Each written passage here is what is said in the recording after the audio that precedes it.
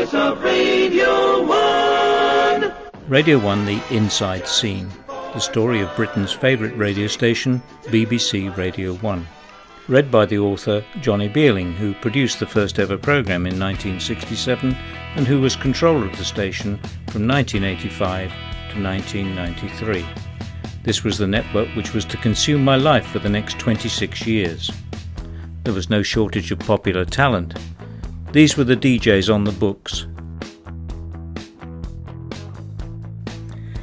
From day one I loved it in domestic radio. I soon earned a reputation as an enthusiast, and producers started to request me to work on their specific productions. 1963 and 4 were fabulous years to be involved in popular music. The Beatles were at their height.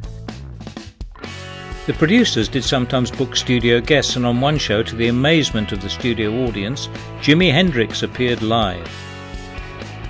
With Radio 1 Club we were showing a new way of satisfying our audience, and in the years it was on the road, the Radio 1 Club probably went to more locations and met more of its listeners than any other BBC programme. We were in business, the birth of what I called the Radio 1 Roadshow. It was without doubt the biggest daily audience show the BBC ever initiated. As we moved into the 70s, we were gradually gaining more of a musical identity for Radio 1. There were hundreds of these punk bands, their names give you the flavour. We teamed up with our colleagues on BBC One's Nationwide and the Daily Mirror to stage the first ever British Rock and Pop Awards, until we teamed up with the BPI for an even bigger show, the Brits. In the early 90s we were doing pretty well in Radio 1.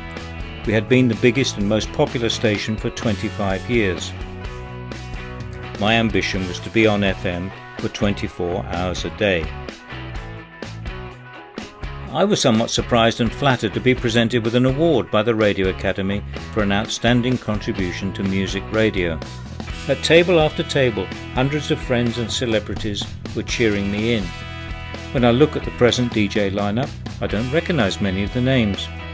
Perhaps I should just put my feet up, tune to Radio 4 and consider that I've now become one of those boring old farts deploring the fact that things just ain't what they used to be.